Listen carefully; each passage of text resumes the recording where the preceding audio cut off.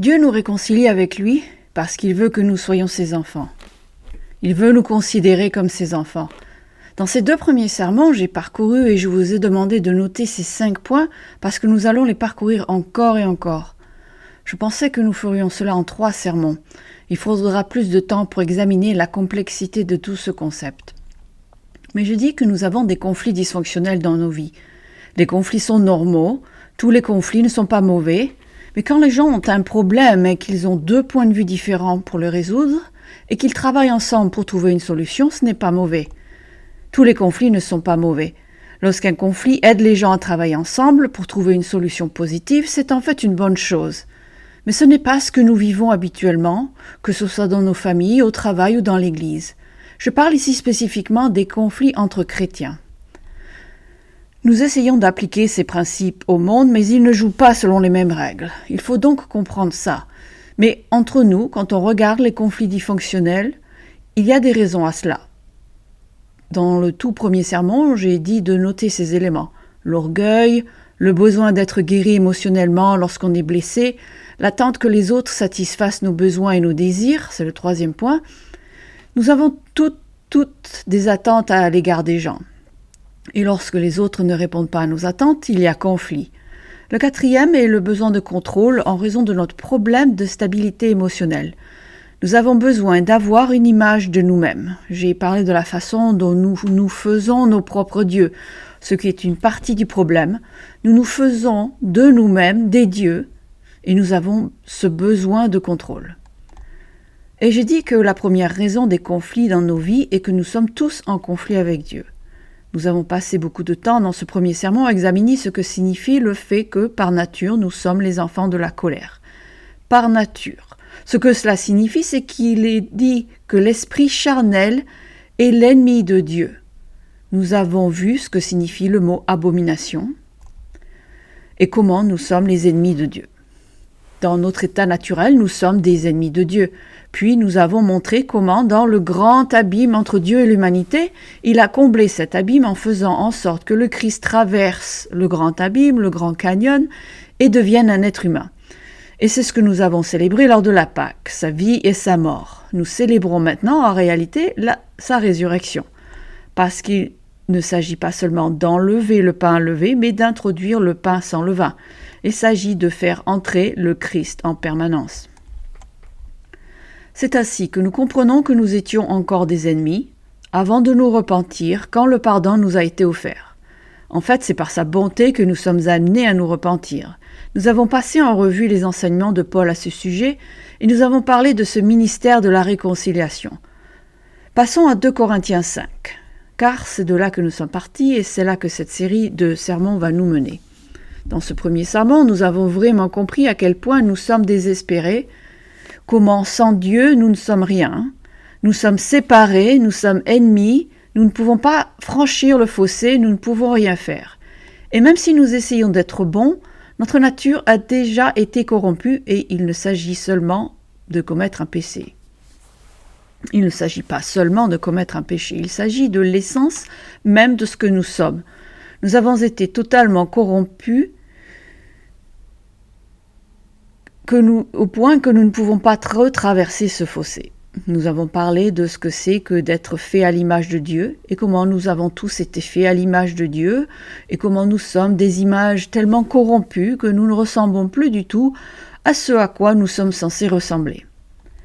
Et pourtant, à cause de l'amour de Dieu, lorsque nous étions ennemis, il a franchi cette barrière.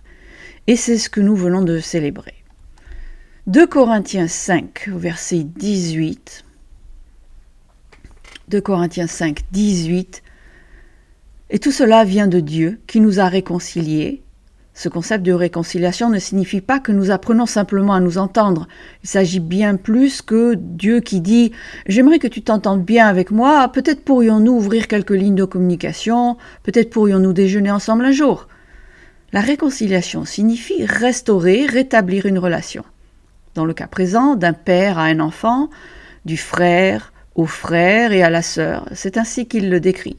Nous devons donc entrer dans une relation de père à enfant avec Dieu, et une relation de frère à frère avec Jésus-Christ comme un frère aîné, et avec tout le respect et l'adoration qui lui sont dus. Et tout cela vient de Dieu qui nous a réconciliés avec lui par Christ et qui nous a donné le ministère de la réconciliation, verset 19, car Dieu était en Christ réconciliant le monde avec lui-même, en n'imputant point aux hommes leurs offenses. Et il a mis en nous la parole de la réconciliation, verset 20, nous faisons donc les fonctions d'ambassadeurs pour Christ, comme si Dieu exhortait par nous. Nous vous en supplions au nom de Christ, soyez réconciliés avec Dieu. Celui qui n'a point connu le péché, et l'a fait devenir péché pour nous, afin que nous devenions en lui justice de Dieu. Telle est la prémisse, c'est là que nous devons commencer cette discussion. C'est donc ce que nous avons fait dans le premier sermon, et réaliser ce que Dieu fait pour nous amener dans une relation avec lui. Le deuxième sermon portait sur le fait qu'il devait faire quelque chose d'autre. Il devait répandre son esprit sur nous. En d'autres termes, il devait nous ramener de l'autre côté du gouffre. Il a pu envoyer le Christ ici, et il avait maintenant un être humain doté d'une nature divine. Mais nous avons tous une nature corrompue. Il a donc dû mettre la nature divine en nous. Nous avons donc reçu l'Esprit de Dieu et maintenant nous sommes en guerre. Nous sommes en guerre à l'intérieur de nous-mêmes. La nature humaine corrompue et la nature divine. Et c'est ainsi que nous pouvons apprendre la paix. Nous avons parlé de la paix. Heureux ceux qui procurent la paix, car ils seront appelés fils de Dieu. Mais la paix doit commencer à l'intérieur. Nous avons donc montré dans le deuxième sermon comment, lorsque nous comprenons le sacrifice du Christ et que nous recevons l'Esprit de Dieu, cela gère notre conflit avec Dieu, comment cela gère toutes les choses dont nous avons parlé en termes de raisons de conflit, comment nous devons nous repentir, la repentance est nécessaire pour la relation, mais Dieu fait l'initiation, et comment il est unique que, en tant qu'être humain, lorsque nous sommes offensés, notre approche est « c'est toi qui as tort et tu dois me guérir », et comment la réponse de Dieu est « c'est toi qui as tort, je dois te guérir ». L'approche est totalement différente. Dieu nous aborde en tant qu'offenseur, en tant qu'abomination, avec l'intention de guérir l'offenseur. Nous devrions être très très très heureux que Dieu ne soit pas comme nous, qu'il ait besoin de notre guérison, car s'il avait besoin de notre guérison, il nous aurait rayés de la surface de la terre. Il aurait détruit l'humanité depuis longtemps. Nous avons montré comment le fait de recevoir l'Esprit de Dieu, de comprendre les voies de Dieu, nous aide à guérir le conflit entre nous et Dieu. Cela nous aide à apprendre à ne pas tant contrôler notre propre vie, mais à la lui confier dans la foi. Nous avons trouvé la réponse de Dieu à ce besoin de satisfaire les attentes des autres.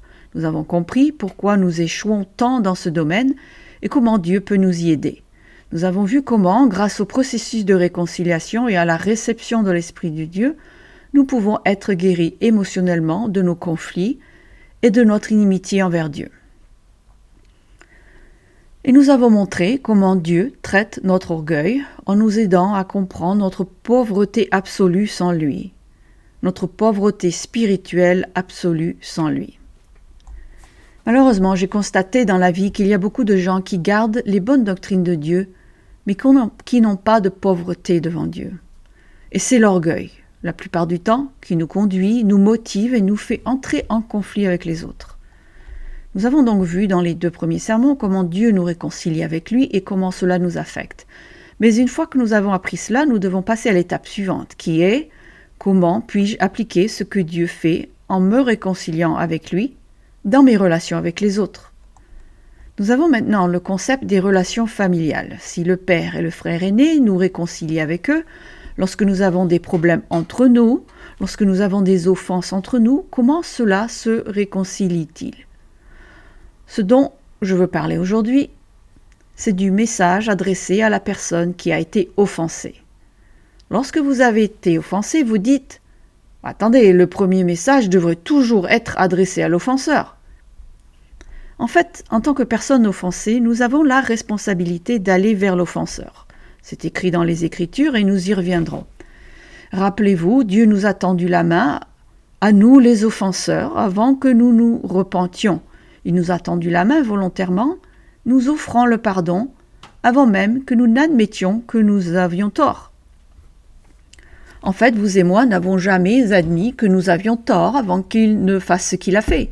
En tant que personne offensée, nous avons donc la responsabilité de suivre cet exemple. Rappelez-vous que la repentance est la réponse humaine à un péché, qu'il soit commis contre Dieu ou contre quelqu'un d'autre. Le pardon est le comportement selon Christ de la personne qui a été offensée. Le repentir est la réponse humaine requise pour avoir péché contre Dieu ou contre quelqu'un d'autre. Le pardon est le comportement selon Christ de la personne qui a été offensée. Nous comprenons maintenant comment Dieu nous a réconciliés, nous devons comprendre comment nous réconcilier les uns avec les autres. Passons donc à l'étape suivante. Je vous avais demandé d'écrire ces 5 points, c'était les 5 points du premier sermon, c'était les 5 points du deuxième sermon, ce seront les 5 mêmes points dans ce sermon. Vous avez été offensé par quelqu'un d'autre, quelqu'un a péché contre vous, vous vous sentez trahi, obsédé, frustré, amer, en colère, blessé. Que devez-vous faire? Qu'est-ce que nous sommes censés faire? Passons en revue les 5 étapes. Commençons par l'ordre dans lequel nous les avons parcourus dans le premier sermon, c'est-à-dire votre conflit avec Dieu. Nous nous disons, attendez une minute, cette personne a péché contre moi, pourquoi commencer par mon conflit avec Dieu? Mon conflit est avec cette personne parce qu'elle a péché contre moi. Et c'est vrai. Nous ne le nions pas, nous partons du principe que vous êtes la personne qui a été offensée, vous êtes la personne contre laquelle quelqu'un a commis un péché. Vous pensez donc que la première chose à faire est d'aller parler à cette personne? Non.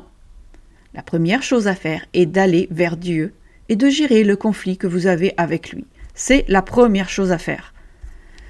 Cela n'a pas de sens pour nous, mais réalisez que si vous allez pardonner à cette personne et lui offrir le pardon, et que vous allez suivre l'exemple de Dieu qui dit « Je te pardonne avant que tu ne te repentes », c'est son exemple.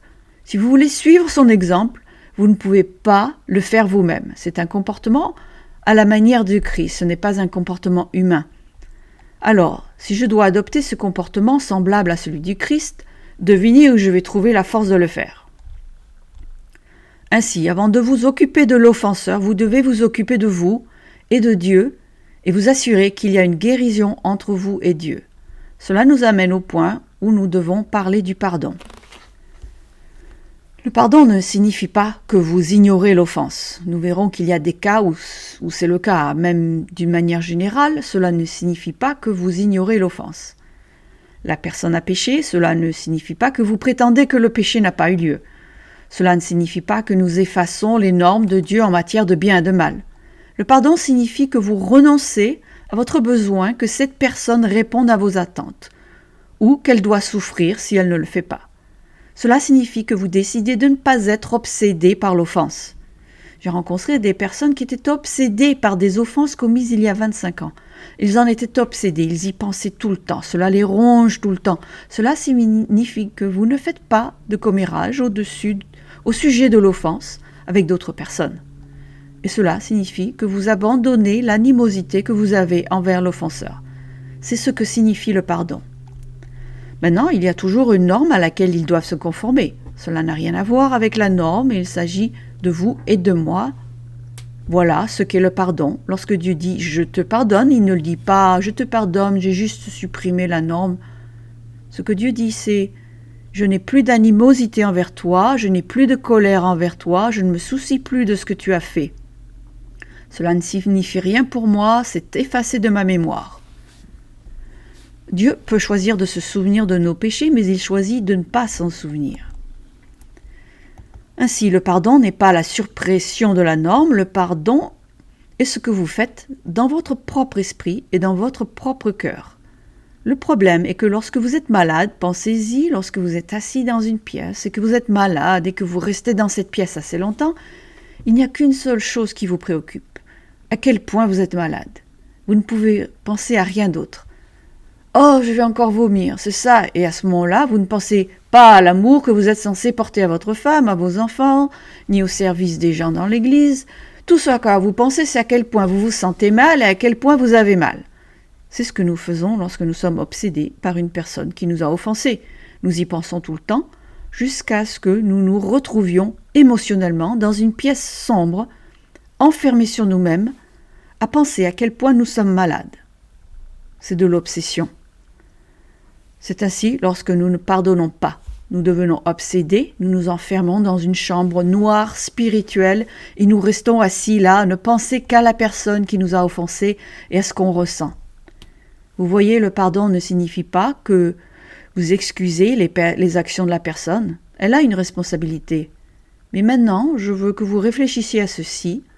Cela signifie que si nous voulons ressembler au Christ, cela signifie que vous êtes prêt à franchir le fossé créé par cette personne, parce que cette personne a créé un fossé entre vous et elle, tout comme vous et moi avons créé un fossé entre Dieu et nous. Et vous et moi ne pouvons pas franchir ce fossé, alors il a dû aller vers ses ennemis, n'est-ce pas? Il a dû aller vers ses ennemis.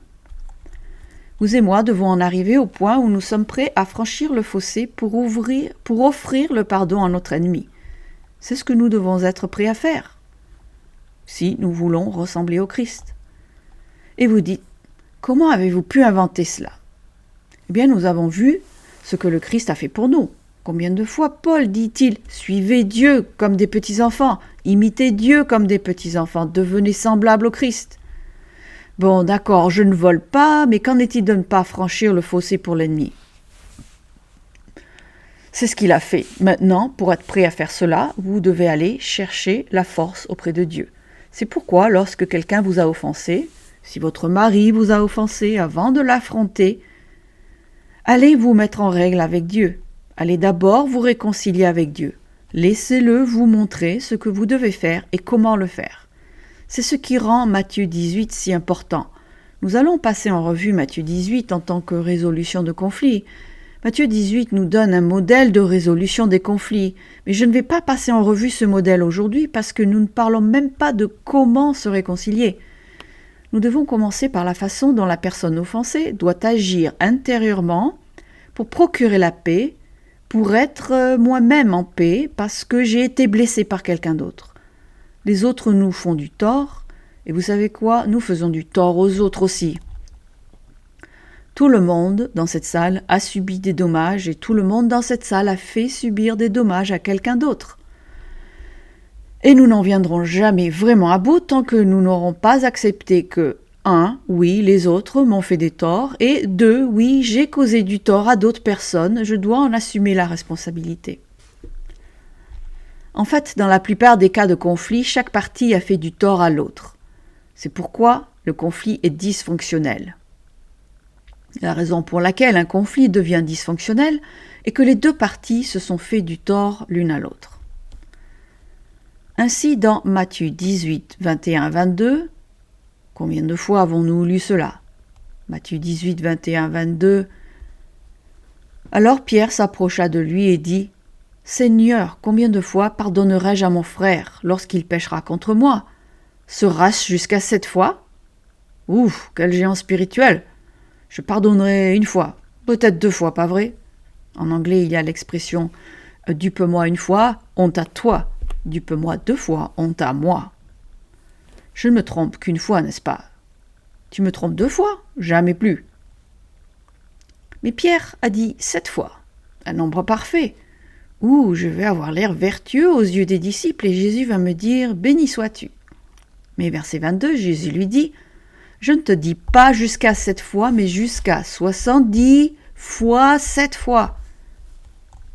Je peux avoir tant de pardon ?» Puis il leur raconte la parabole de l'homme qui devait une grosse somme d'argent à un roi. Il est allé vers le roi et lui a dit qu'il ne pouvait pas payer. Et le roi lui a pardonné et il dit « Je te pardonne, je vais effacer ton compte, je vais l'effacer. Vas-y et sois un bon citoyen. » L'homme quitte le roi et vient trouver une personne qui lui doit une très petite somme d'argent. La personne qui lui doit une petite somme d'argent lui dit « Écoute, je peux te payer, donne-moi juste un peu de temps. » Mais il refuse et le jette en prison. Il lui fait payer sa dette en le jetant en prison alors qu'il ne lui doit qu'une petite somme d'argent. Les serviteurs vont donc le dire au roi et le roi fait venir l'homme à qui il avait pardonné. Et ici au verset 32, toujours dans Matthieu 18, verset 32, alors le maître fit appeler ce serviteur et lui dit « Méchant serviteur, je t'avais remis en entier ta dette parce que tu m'en avais supplié. » Il l'a supplié, il ne pouvait pas payer la dette. C'est là que vous et moi nous présentons devant Dieu.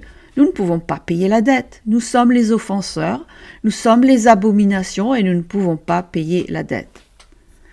Nous l'oublions et c'est pourquoi j'ai dit dans chacun de ces sermons que la vie change lorsque vous vivez la Pâque tout au long de l'année. Quand on la vit une fois par an, on a des problèmes. La vie change lorsque vous vivez la Pâque tout au long de l'année, quand vous vous souvenez chaque jour « Je suis allé voir Dieu et je ne pouvais pas payer la dette. J'avais une dette et il m'a dit « Je te pardonne ». Versets 33 à 35. Ne devais-tu pas aussi avoir pitié de ton compagnon comme j'ai eu pitié de toi ? Et son maître irrité le livra au bourreau jusqu'à ce qu'il ait payé tout ce qu'il devait.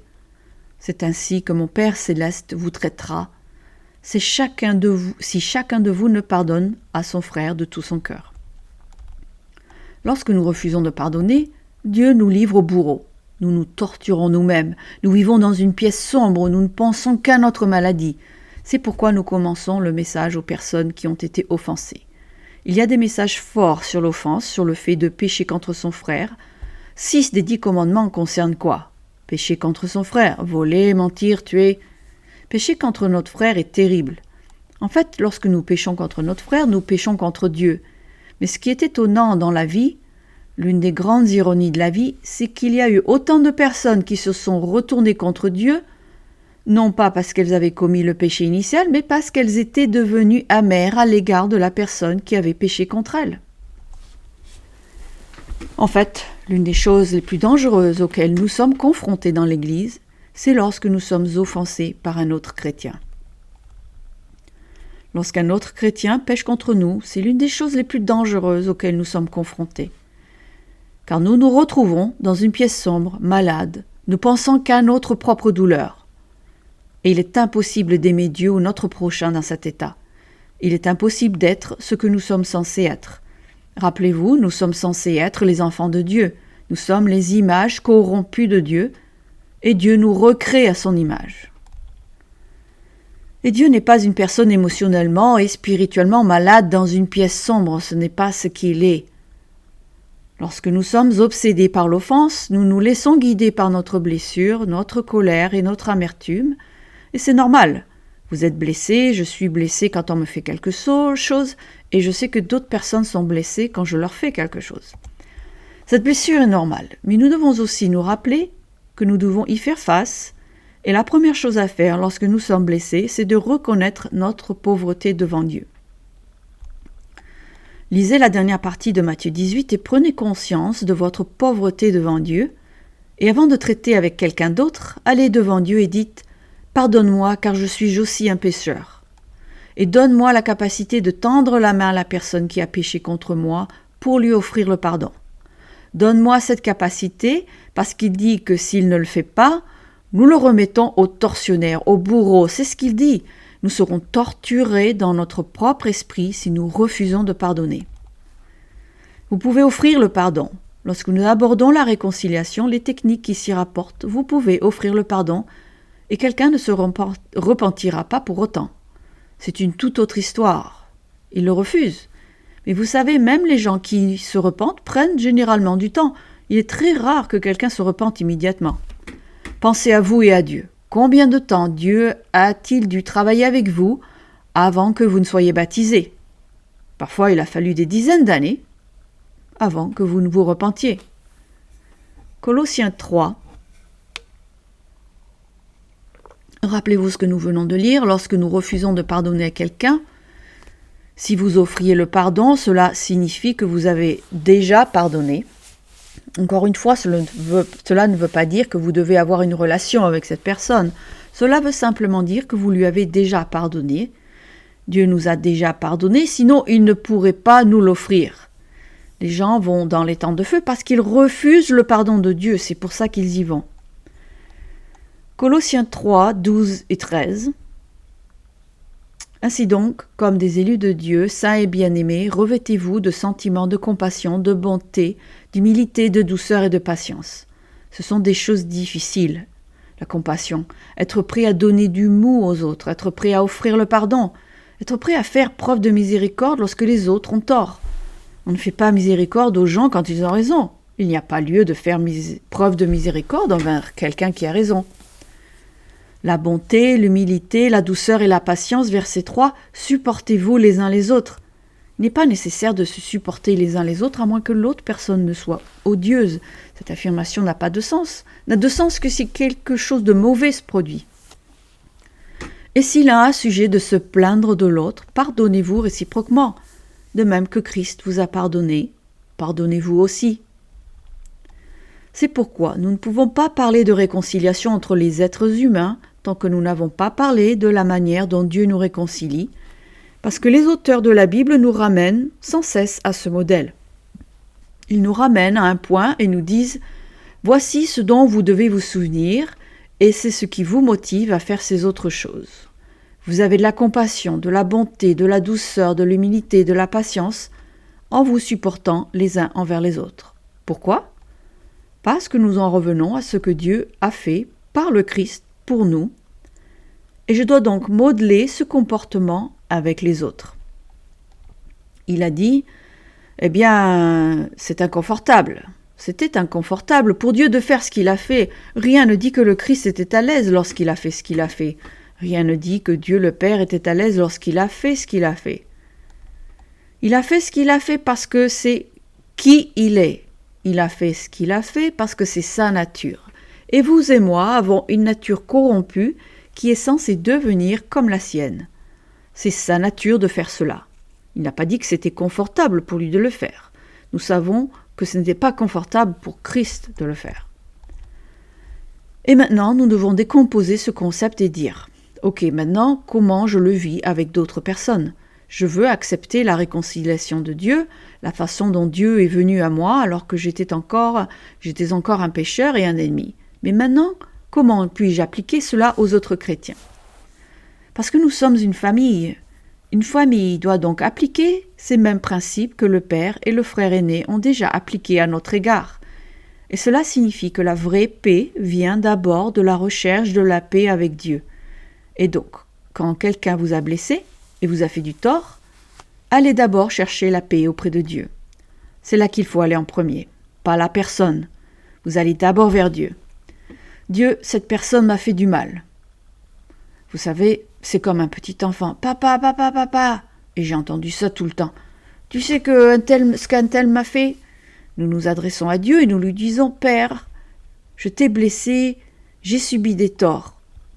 Nous nous souvenons alors que le Christ dit, oh, je sais ce que c'est. Et cette personne s'est servie de moi avec méchanceté. Oui, je sais ce que c'est. Et cette personne m'a insulté. Oui, je sais ce que c'est. Et cette personne m'a crié dessus. Oui, je sais ce que c'est. Au fait, est-ce qu'elle t'a cloué sur une croix ? Non. Moi, je sais ce que c'est. Et tout d'un coup, ça change, n'est-ce pas ? Est-ce qu'ils t'ont cloué sur une croix ? Ben non. Est-ce qu'ils t'ont battu jusqu'à ce qu'on ne puisse même plus reconnaître que tu étais un être humain ? Eh bien non. Moi, je sais ce que c'est. Est-ce qu'ils t'ont craché dessus ? Eh bien non. Moi, je sais ce que c'est. On a une perspective un peu différente quand on fait ça. Puis il dit, je sais ce que tu ressens, c'est terrible quand les gens vous font ça. Nous allons donc devoir apprendre à faire ça. Laisse-moi t'apporter un peu de paix. La paix vient d'abord de Dieu. Nous devons nous en souvenir, c'est là que nous devons aller. Dans Ésaïe 59, lisez Ésaïe 59, je ne m'y reporterai pas, mais il parle d'Israël comme d'une nation terrible, remplie de péchés, de haine et de violence. Il passe en revue tous leurs péchés et dit qu'ils ne connaissent pas le chemin de la paix et que quiconque suit cette voie ne connaîtra jamais le chemin de la paix. Il y a un chemin de la paix, en d'autres termes, il y a des actions de paix, il y a des pensées de paix, et chaque fois que nous sommes blessés par un autre être humain, allez d'abord vers Dieu et recevez de l'aide. Vous savez, c'est par ces meurtrissures que nous sommes guéris, mais cela ne veut pas dire que physiquement. La preuve en est que Dieu peut utiliser une maladie physique pour nous guérir spirituellement. Combien de fois dans votre vie, et je sais que vous êtes nombreux ici, m'avez-vous dit que votre vie avait changé à cause d'une maladie physique et que vous n'arriviez pas à comprendre pourquoi Dieu ne s'en était pas occupé tout de suite, ou pourquoi il l'a fait de la manière dont il l'a fait, et qu'ensuite vous en aviez été transformé de manière positive. Dieu a utilisé la maladie physique pour vous guérir spirituellement. Il utilisera donc les maladies physiques pour nous guérir spirituellement. Mais vous savez, il nous guérit aussi sur le plan émotionnel. Il y a un chemin de paix que nous devons apprendre. Il y a une guérison que nous devons obtenir. Ainsi, lorsque vous êtes blessé par une personne, vous vous adressez à Dieu et vous dites « C'est par ces meurtrissures que je dois être guéri. Donne-moi la paix parce que je suis blessé. » Et nous demandons à Dieu ce genre de guérison. J'ai un mot pour cela. Je l'appelle l'effet de la miséricorde. Dieu vous fait quelque chose, puis vous vous retournez et vous le faites à quelqu'un d'autre. C'est l'effet de la miséricorde. C'est donc la première chose sur votre liste. La raison du conflit est que nous sommes tous en conflit avec Dieu. Nous sommes tous en conflit avec Dieu. Passons maintenant aux 4 autres et voyons comment je dois faire face et comment vous devez faire face l'un à l'autre lorsque nous nous sommes fait du mal. Car cela s'est produit et cela se produira encore et encore. Et tant que nous n'aurons pas appris cela, devinez ce que nous ferons. Nous nous ferons du mal les uns aux autres. Et si nous ne nous en occupons pas correctement, nous aurons des foyers endommagés, des mariages endommagés, des enfants endommagés, des congrégations endommagées, où les gens se promènent avec des blessures émotionnelles ouvertes. C'est pourquoi, lorsque quelqu'un nous a blessés, nous nous adressons à Dieu pour recevoir la paix de sa part. Cela nous donne le pouvoir et la capacité de faire face à la situation. La deuxième raison du conflit est le besoin de contrôler la réponse de l'autre personne. C'est très difficile parce que c'est la peur que nous avons. Je le sais, je le fais moi-même. Mais si je renonce à forcer cette personne à réagir comme je le souhaite, elle s'en sortira. Si je force cette personne, si je renonce et que je ne peux pas la forcer à faire ce que je pense qu'elle devrait faire, elle s'en sortira. Ainsi, votre guérison personnelle dépend entièrement de l'autre personne. Soit elle s'excuse et vous guérit, soit elle est punie et cela vous guérit. Mais la seule guérison vient de ces choses. Comprenez maintenant la différence entre la justice et la vengeance. C'est un vaste sujet que je ne ferai qu'effleurer. La justice, c'est la justice. Vous et moi marchons en subissant les conséquences des péchés que nous avons commis. La justice ultime, c'est que Dieu exige nos vies éternelles. Nous devons donc faire attention à ce que nous faisons avec la justice. Mais vous savez, si quelqu'un ici commet un meurtre, selon la loi de Dieu, cette personne perd sa vie.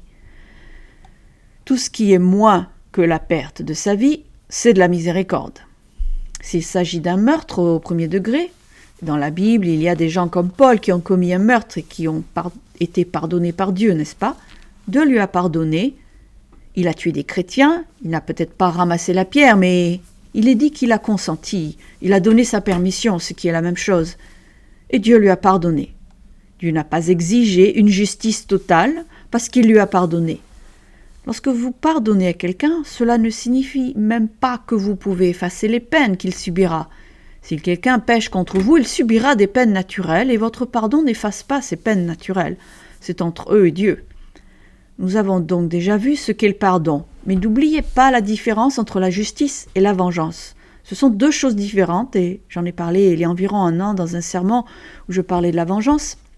La vengeance est une motivation émotionnelle qui vous pousse à faire en sorte que la personne réagisse comme vous le souhaitez, qu'elle réponde à vos attentes et qu'elle souffre. Elle doit faire l'un ou l'autre. Elle doit répondre à vos attentes de guérison ou elle doit souffrir. Et jusqu'à ce que cela se produise, vous serez torturé émotionnellement. Vous vous rappelez, je vais vous livrer au bourreau. Vous serez torturé émotionnellement jusqu'à ce que l'une de ces deux choses se produise. Maintenant, vous avez mal. Bien sûr, vous voulez des excuses ou vous voulez que la personne souffre. Vous voulez la justice. Mais comprenez que pardonner signifie que vous n'exigerez pas d'obtenir la justice que vous voulez. Vous remettrez la justice à Dieu et Dieu rendra la justice. Dieu rendra la justice. Et n'êtes-vous pas heureux que Dieu ait dit à de nombreuses reprises « Je te pardonne et j'efface la peine cette fois-ci ». Je suis heureux que Dieu m'ait enlevé beaucoup de peine. Et nous ne parlons pas de la peine de mort éternelle qu'il nous a épargnée. Il y a beaucoup de fois dans notre vie où vous n'avez pas souffert ce que vous auriez dû souffrir à cause de vos péchés. Il y a beaucoup de fois. Dans certains cas, Dieu a même supprimé la peine dans sa miséricorde. D'autres fois, il ne l'a pas fait, parce qu'il y a des leçons que nous devons apprendre. Nous devons apprendre à assumer la responsabilité de nos péchés et à subir de terribles sanctions. Il y a des péchés que nous commettons et pour lesquels nous subissons une peine physique pour le reste de notre vie, jusqu'à la résurrection. C'est ainsi. Lorsque quelqu'un pêche contre vous, il subit une peine sous une forme ou une autre.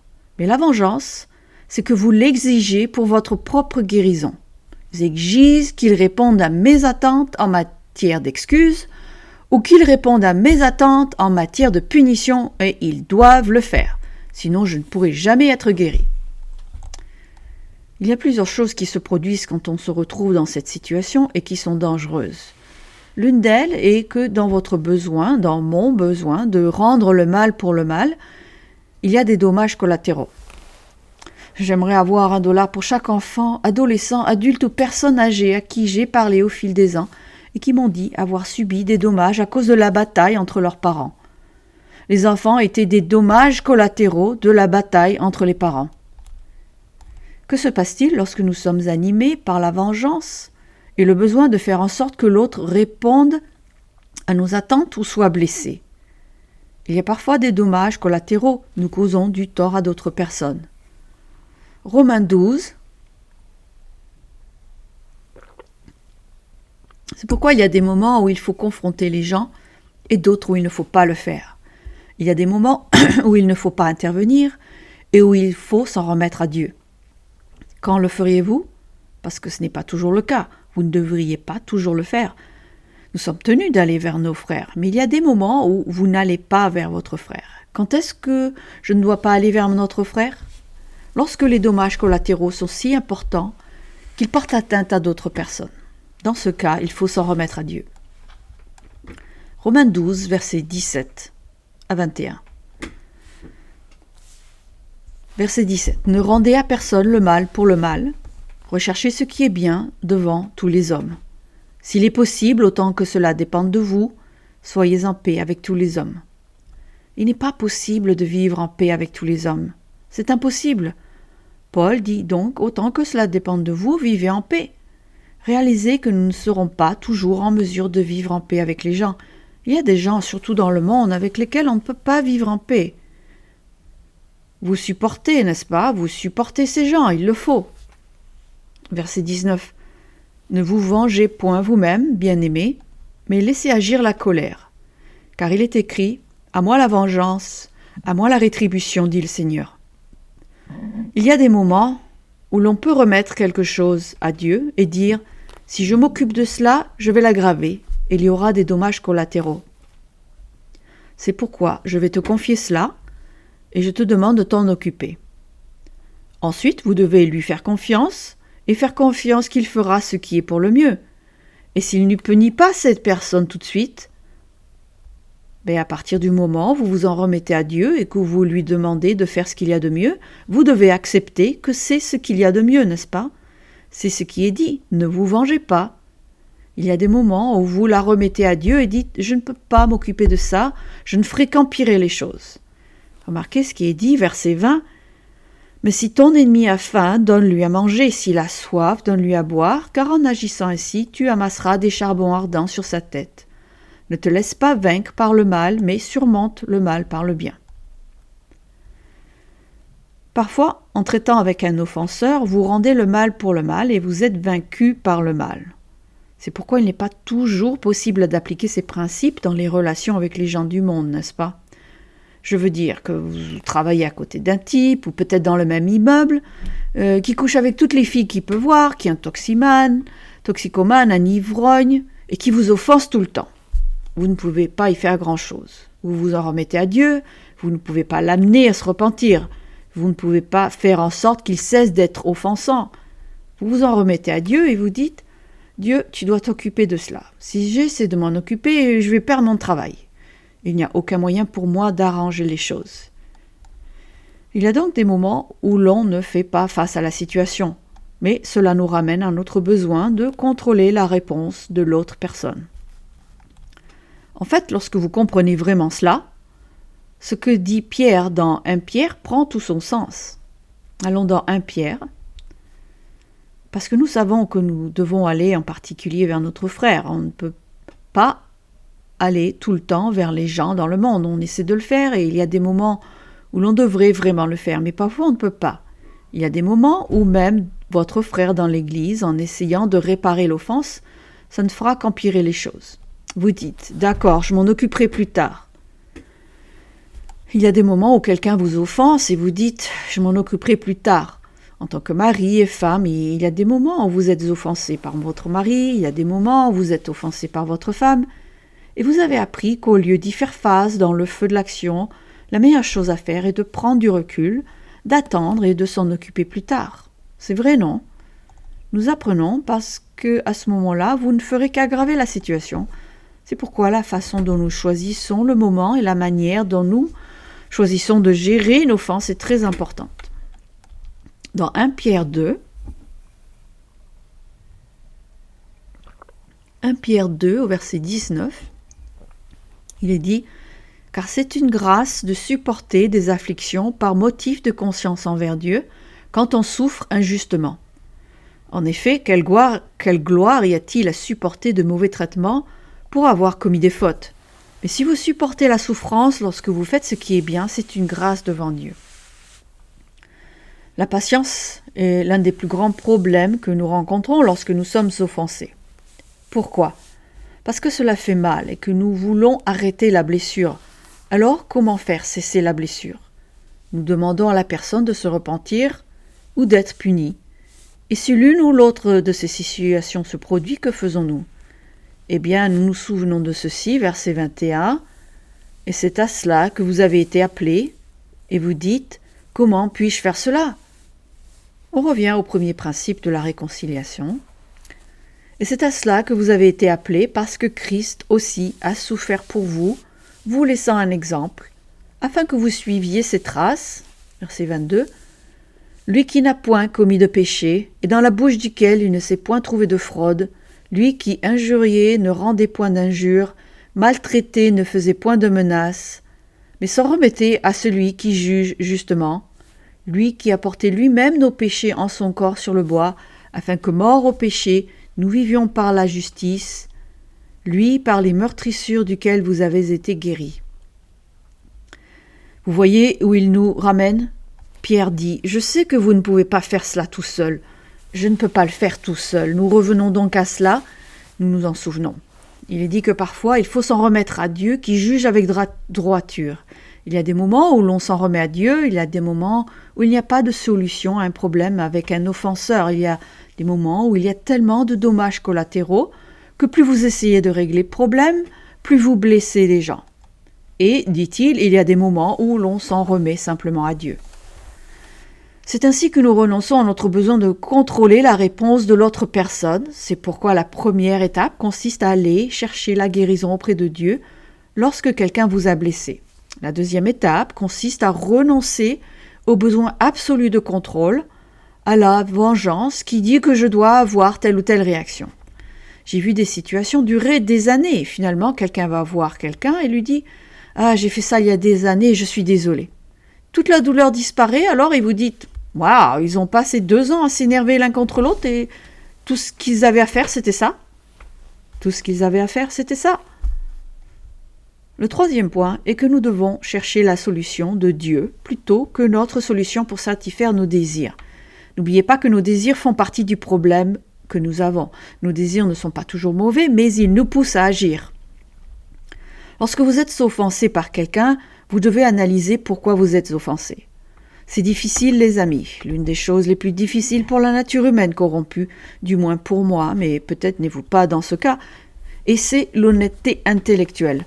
La capacité d'analyser intellectuellement et honnêtement ce qui se passe. Parce que je crois vraiment que ma subjectivité est objective. J'y crois. Ainsi, lorsque vous êtes offensé, voici une série de questions à vous poser et auxquelles vous devez répondre avant de faire quoi que ce soit. Premièrement, quelle serait la réponse du Christ dans cette situation? 1 minute. Une réponse conforme à l'esprit du Christ? Je dois aller m'occuper d'un tel et un tel. Quelle est la réponse à la manière du Christ? Lorsque nous nous occupons de quelqu'un qui a péché contre nous, nous essayons de nous réconcilier. Alors, qu'essayons-nous de faire? Dans l'Église, qu'essayons-nous de faire lorsque quelqu'un a péché contre nous? Nous essayons de nous réconcilier. Si vous essayez simplement de le punir, vous passez à côté du point essentiel. Comme je l'ai dit, tout péché est puni. Vous n'avez pas à vous en préoccuper. Nous sommes tous punis par le péché. Qu'essayez-vous donc de faire lorsque quelqu'un vous a offensé ? La première étape consiste à essayer de se réconcilier avec lui. Cela signifie qu'il doit faire face à son péché. Quelle est donc la réponse selon Christ ? La deuxième question que vous vous posez est la suivante. Quelle leçon Dieu peut-il m'enseigner à travers cette situation ? Tout ce que vous traversez dans la vie va vous apprendre quelque chose. Nous devons donc nous demander, qu'est-ce que j'apprends de cette situation ? Peut-être que cette personne qui a péché contre moi me donne l'occasion de grandir et d'apprendre ce que Dieu veut que j'apprenne. Il y a une troisième question à se poser. Est-ce que je réagis de manière excessive ? S'agit-il vraiment d'une petite sauge et est-ce que j'en fais toute une histoire ? La question suivante, quatrième question, est-ce que je réagis par frustration parce que j'attends de l'autre personne qu'elle réponde à mes désirs ? Par exemple, je suis offensée parce que je m'attendais à ce qu'il m'achète des roses pour notre anniversaire et qu'il s'est présenté avec des marguerites qu'il a cueillies dans le jardin et qu'il pensait qu'elles m'impressionneraient. Je ne dis pas qu'il ne faut pas se sentir mal, je ne dis pas que vos attentes n'ont pas été satisfaites, mais je suis maintenant offensée. Et ai-je un conflit dysfonctionnel parce que mes désirs n'ont pas été satisfaits ? Suis-je en colère parce que mon orgueil a été blessé ? Est-ce là le vrai problème ? Suis-je en colère parce que mon orgueil a été blessé ? S'agit-il d'une offense que je devrais simplement ignorer ? Vous savez, la Bible mentionne le fait de fermer les yeux, de passer outre les offenses. En fait, dans les Proverbes, il est dit que l'homme avisé s'est ravalé un affront. C'est dans Proverbe 12, 16, dans la version du Semeur. Il ne ferme pas les yeux sur toutes les offenses. C'est juste qu'il y a beaucoup d'offenses commises lorsque la personne est simplement fatiguée ou stressée. J'ai vu des gens faire des choses qu'ils ne feraient jamais en temps normal lorsqu'ils sont stressés. Souvent, la meilleure façon d'y remédier est de se rendre compte qu'ils sont simplement stressés et de les laisser tranquilles. Tout ira bien demain, c'est vrai. Et si vous n'y touchez pas, peut-être, peu importe que la personne ait dit « Laisse-moi tranquille, ne me parle pas, espèce de crétin », et vous dites « Oh, c'est pas normal ». Je ne sais pas quel est son problème, mais peut-être que demain, la personne se sentira mieux et qu'elle pourra me dire ce qui ne va pas. Nous passons outre les offenses et nous sommes souvent censés passer outre les offenses, nous donnons du mou aux gens. Puis vient la question que nous ne voulons pas poser. Question numéro 5. Comment ai-je contribué à ce conflit ? Ah, attendez une minute, c'est la personne qui a mal agi. Mais vous savez, bien souvent, l'offense ne vient pas du vide. Il y a un conflit qui dure depuis longtemps et l'offense ne vient pas du vide. Alors tout d'abord, vous demandez comment j'ai contribué à cela. J'y ai peut-être contribué d'une manière ou d'une autre, ou peut-être pas. Mais il faut se poser la question. Il faut être suffisamment honnête intellectuellement. Ce qui signifie que vous devez d'abord vous adresser à Dieu et trouver la paix. Deuxièmement, vous devez renoncer à l'idée que je ne vais pas me laisser guider par mes émotions pour me venger. Ensuite, il faut aller jusqu'à ce point qui dit « D'accord, je vais devoir analyser la situation afin de commencer à essayer de trouver la solution de Dieu au lieu de satisfaire mes désirs. » Ce dernier point est exactement ce que Jésus voulait dire dans le Sermon sur la montagne. Il a dit « N'essayez pas d'enlever la paille de l'œil de ton frère avant d'avoir enlevé la poutre de ton propre œil. » Pourquoi a-t-il dit cela ? Il n'a pas dit de ne pas aller enlever la paille, il n'a pas dit d'ignorer l'offense, il a dit de déterminer comment vous y avez contribué. Vous savez, votre frère est peut-être aveugle parce que vous l'avez frappé à la tête avec la poutre qui sortait de votre œil. Alors, occupez-vous d'abord de votre part de responsabilité. Votre part du délit peut avoir été minime, cela n'a pas d'importance. Vous vous en occupez d'abord. Et waouh, est-ce que je ne peux pas simplement aller dire à mon frère qu'il est un pécheur ? Si nous procédons comme Dieu l'a fait avec nous, nous devons d'abord faire ces choses. Et le dernier point, bien sûr, cherchez la guérison de Dieu pour vos émotions endommagées. Cela nous ramène au premier point. Ces 5 points sont tous liés entre eux. Au fur et à mesure que nous avançons, nous constatons qu'ils sont de plus en plus liés. Et les réponses viennent de Dieu. Parfois, les gens ne se repentent pas. Parfois, les relations sont brisées et ne peuvent être réparées. La personne qui a abusé autrui, la personne qui a causé du tort à d'autres personnes ne s'en soucie pas. Nous avons vu ce genre de choses se produire. Et la personne ne s'en soucie tout simplement pas. Nous devons nous rendre compte que nous devons chercher l'aide de Dieu, parce que si nous ne le faisons pas, nous finissons par avoir de sérieux problèmes. Premièrement, nous finissons par nous laisser contrôler par la colère. J'ai fait tout un sermon sur la colère il y a quelque temps, nous n'allons pas y revenir, mais nous nous laissons contrôler par la colère. Il suffit d'étudier les mots colère et courroux dans la Bible.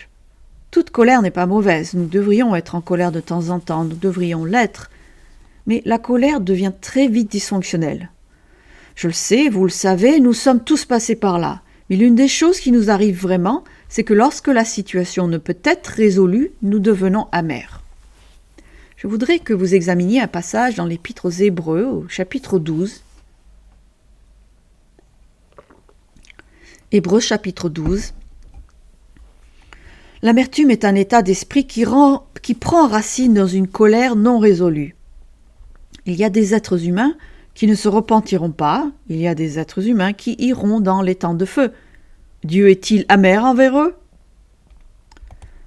Dans Hébreux 12, verset 14, « Recherchez la paix avec tous, et la sanctification, sans laquelle personne ne verra le Seigneur. » Il s'agit d'une seule phrase avec deux sujets, la paix et la sanctification ou la sainteté.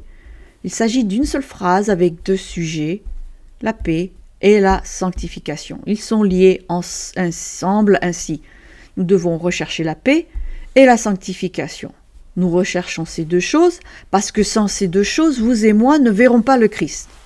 Et au verset 15, « Veillez à ce que personne ne se prive de la grâce de Dieu. » Ne se prive de la grâce de Dieu. Nous savons comment les gens font cela, n'est-ce pas? Ils blasphèment Dieu, ils adoptent un style de vie de rejet absolu de Dieu. Nous savons que les gens peuvent perdre l'Esprit de Dieu. Le livre des Hébreux en parle plus que tout autre livre de la Bible. On peut perdre la grâce de Dieu, on peut renoncer à la grâce de Dieu. Mais je veux que vous remarquiez ce que dit le reste de cette phrase.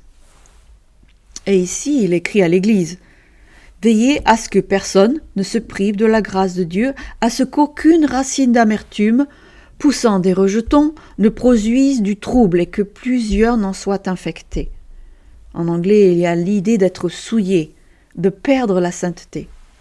À cause de l'amertume, l'auteur de l'Épître aux Hébreux dit à l'Église que de nombreuses personnes au sein de l'Église se sont souillées. Il s'agit d'une déclaration effrayante, il s'agit d'une déclaration concernant le salut. Nous pourrions perdre notre salut à cause de l'amertume, en devenant simplement des personnes amères.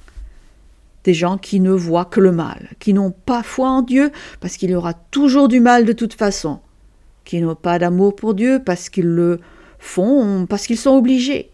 Je n'ai pas de relation avec les autres parce qu'ils me maltraitent de toute façon et tout le monde me maltraite de toute façon.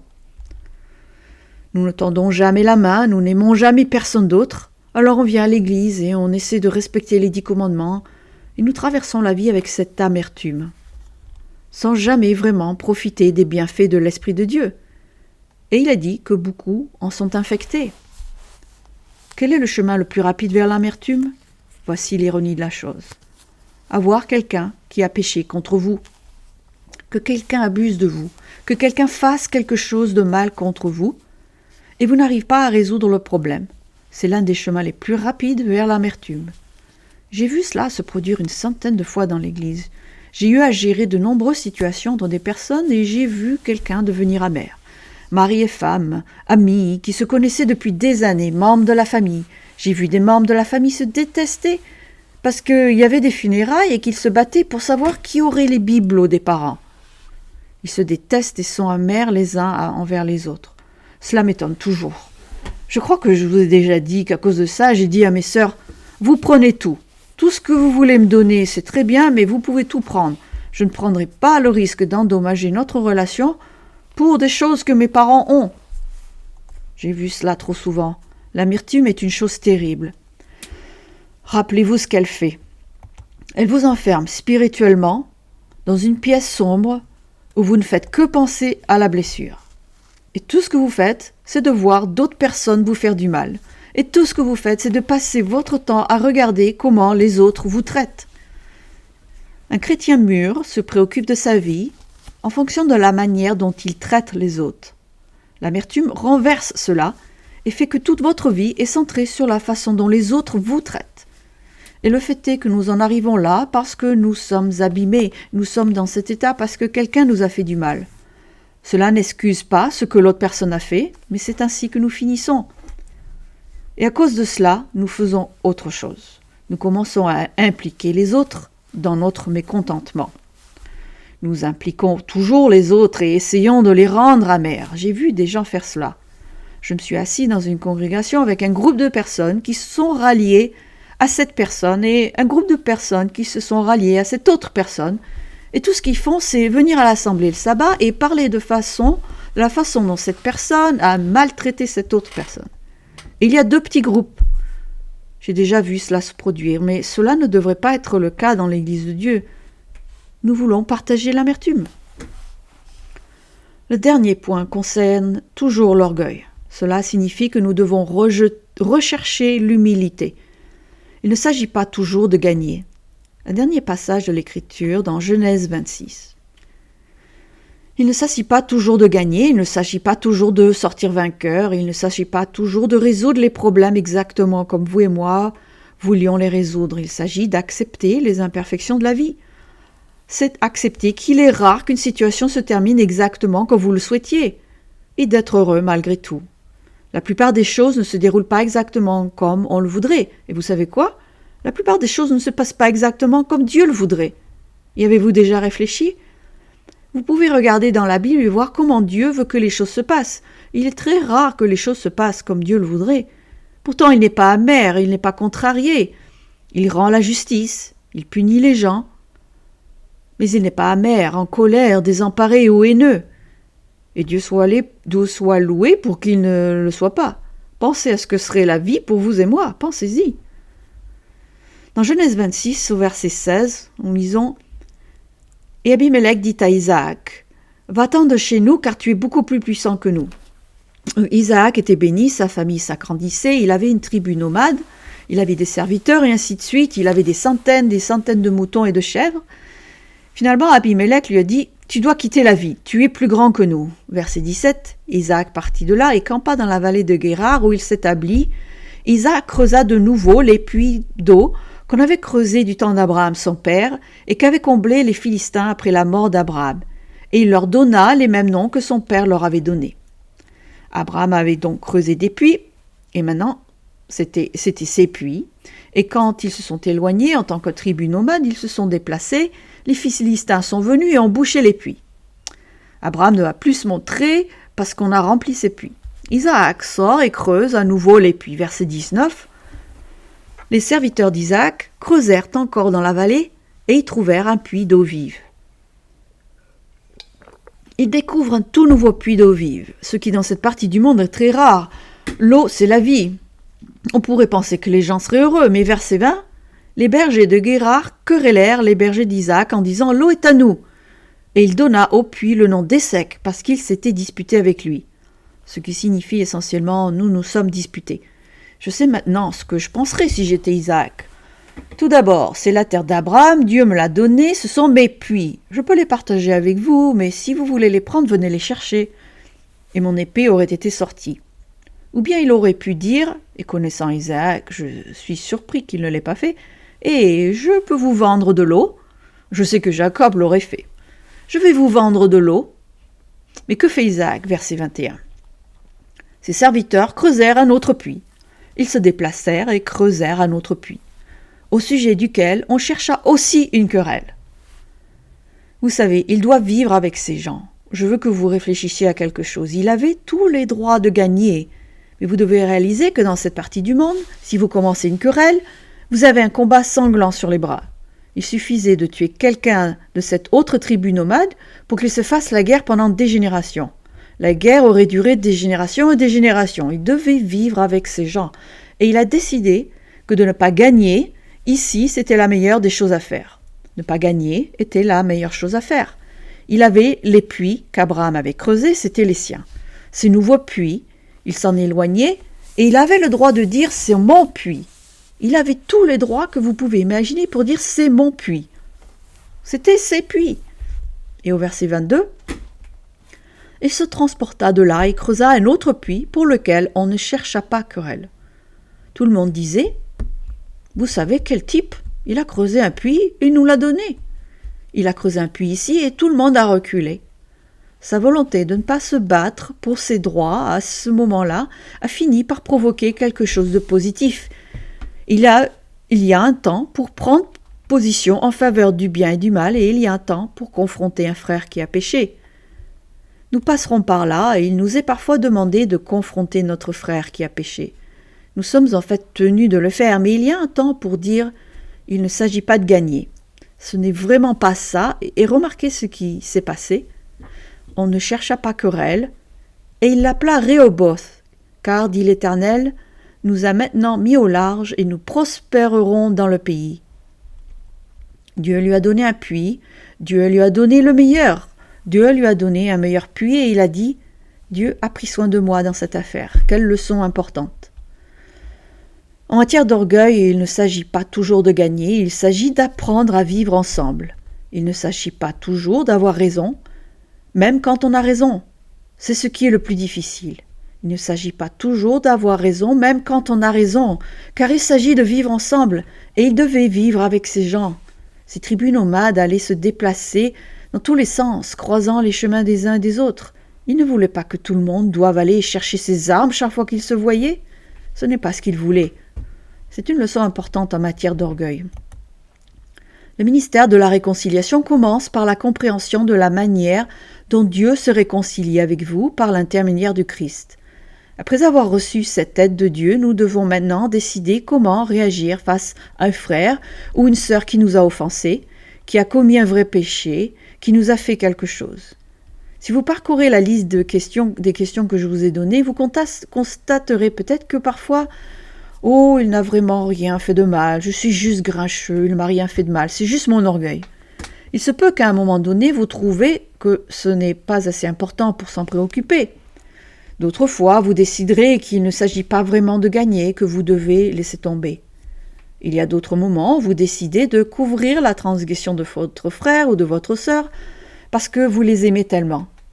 Il y a des moments où vous direz « Je vais m'éloigner de cette affaire parce que les dommages collatéraux sont si importants que je vais accepter le mal afin de ne pas nuire aux autres. » C'est tout à fait conforme aux Écritures.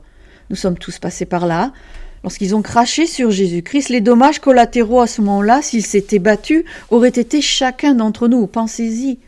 Le dommage collatéral d'avoir été craché dessus et de ne pas avoir réagi dans son cas où il se trouvait à ce moment-là, le dommage collatéral était nous tous. S'éloigner de ce sacrifice aurait signifié que nous sommes tous morts. Ainsi, une fois que vous avez demandé de l'aide à Dieu, c'est la première étape, lorsque vous avez été blessé, vous décidez d'être proactif en ne rendant pas le mal pour le mal. Vous cherchez la solution de Dieu au lieu d'essayer de faire en sorte que l'offenseur réponde à vos attentes. Vous vous occupez de votre propre colère et de votre amertume et de votre besoin d'impliquer les autres dans le mécontentement. Et vous vous rendez compte qu'il ne s'agit pas seulement de gagner. Une fois que vous avez fait cela, vous êtes prêt à affronter l'offenseur. Mais ce n'est qu'après avoir fait tout cela que nous sommes vraiment prêts à affronter l'offenseur, de faire face au péché de quelqu'un d'autre. La prochaine fois, nous verrons ce que l'offenseur doit faire. Nous aborderons le concept de repentance à l'égard d'une autre personne. Ensuite, nous pourrons passer en revue certaines des idées de la Bible sur ce que signifie confronter quelqu'un, comment nous sommes censés aller vers eux, comment nous sommes censés nous réconcilier, et ce que nous sommes censés faire avec ceux qui ne veulent tout simplement pas se réconcilier. Ainsi, vous pouvez voir, en étudiant le ministère de la réconciliation, comment Dieu nous réconcilie avec lui, et nous devons maintenant apprendre à appliquer ces mêmes enseignements les uns aux autres.